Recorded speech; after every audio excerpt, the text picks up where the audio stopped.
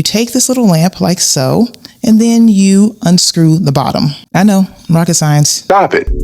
Design is life.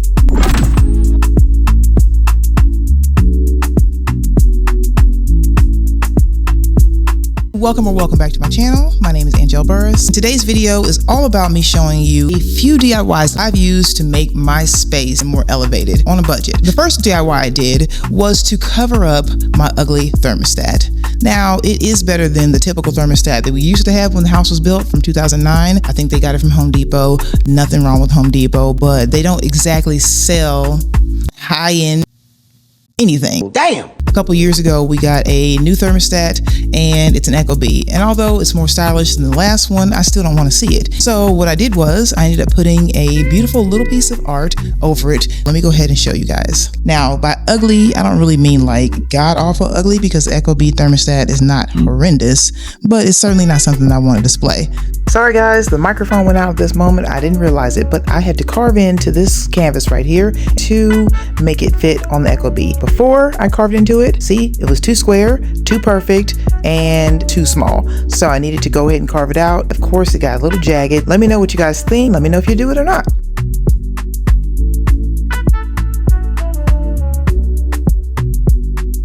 Right behind me looks like a hardwired sconce, but it's not. It's actually one of these mushroom lamps. Basically, when I had my electrician come and tell me the price for removing all the lighting that I wanted to, I was just like, God damn. I'm going to figure out a way to do this myself. The budget is not budgeting. So let me show you these wireless sconces. This is just a simple mushroom lamp from Amazon. It's got a USB-C charge right there. The color is a little gold for my liking. It's giving, it wants to be brass, but it's not. Basically, all you do is you take this little lamp and then you unscrew the bottom. I know, rocket science. Stop it. See?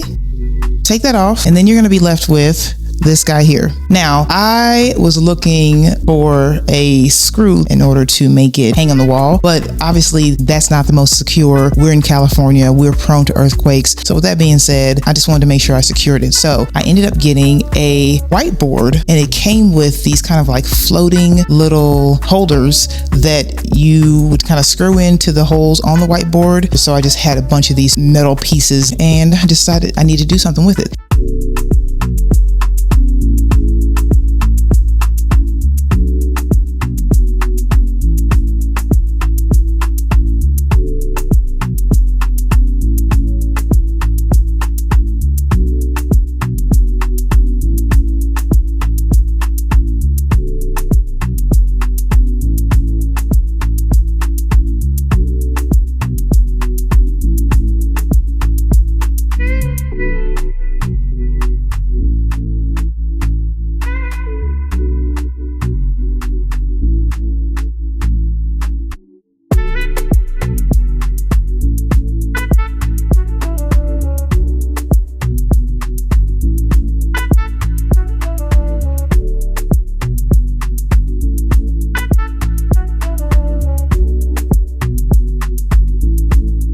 I love abstract art, sculptures, and I love negative space. Previously had a TV here above my fireplace, and this ugly hearth that was here. It was huge. A couple of years ago, I removed this and we did a terrible patch job. Eventually, I'm gonna go ahead and cover this up, but for now, this is okay. It was better than what was previously there, which was ultra horrendous, but at least there's no holes in the walls, right? So this right here used to be a decorative bowl that I got from Home Goods. I thought it was really cool. I liked the irregular shape of it. So I decided, let me go ahead and paint this something that is calming and relaxing and kind of interesting. And so I decided to spray paint this a beautiful blue color. So it's got these feet on there, and I ended up just putting this on here just to see if it was gonna hang. Yes, this is a rubber band. Obviously, that is not gonna be there very long. Nobody wants to see those cords, so what am I gonna do? Because I don't plan on putting a TV back here ever again. This is gonna have to do. This ain't enough. Make it enough. Take a look, you guys. Art is what you make of it. I like when things are very sculptural. This piece next to this is just Hey, that spread out, man. chef's kiss.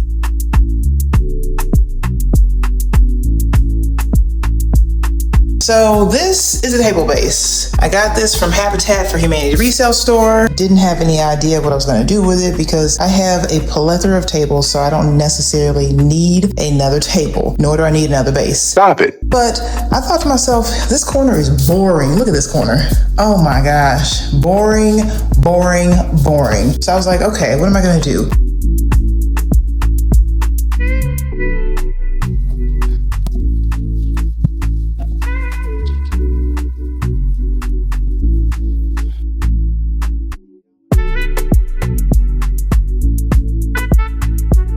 If you have a really big imagination, you can just about do anything. You can create anything and make your home whatever you want it to be. I never see an item as just one thing. At least I try not to. I see things as an opportunity to use them however I see fit. The funny thing is, this piece used to hold this. Let me show you.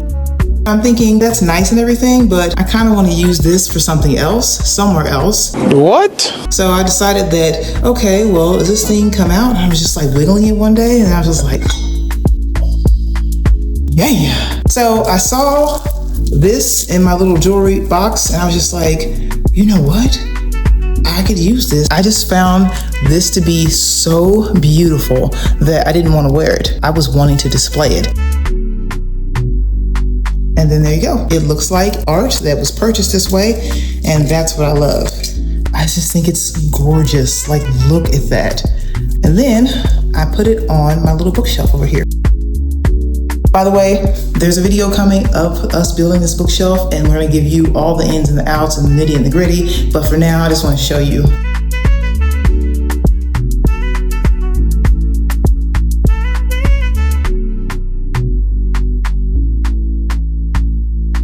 We're constantly washing our hands. And every time I turned around, I was just like, okay, I'm buying so much hand soap. So I thought to myself, okay, let me go ahead and find some soap dishes. $60 on soap dishes is not something that you necessarily want to spend, but to me, a design obsessed person, then even the soap dish must be aesthetic. So instead of buying a soap dish for $20, $30, $40, what I found was a Federal Homes and Gardens 4-pack of these coasters.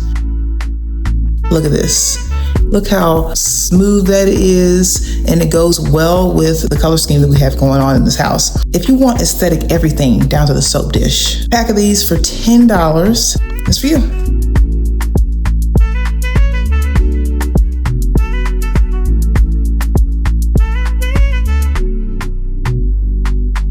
And that concludes the end of this video. I hope you guys liked my DIYs. Although simple, I think they're impactful. I like to collect a lot of things, but I don't like to display them so that I can change them around and switch them from room to room to room and give myself multiple options to create and curate the home that I find comfortable and relaxing, and just most importantly, very flexible. And I think that's important for anybody who likes to change their style and likes to do different things at any given time for no particular reason. So if you guys like content like this and you want me to do a full house tour, please let me know, because I have so many projects that I need to work on, which is ridiculous because on this channel, we not only talk extensively about interior design, but we also show design projects that are being done and will be done. So I'm excited to bring you along on this process for the Elevating Everything Eventually series that we're starting. If you guys have made it this far, like, comment, and subscribe if you love interior design like I do. We'll see you guys next time. Have a great day. Thank you guys so much for watching.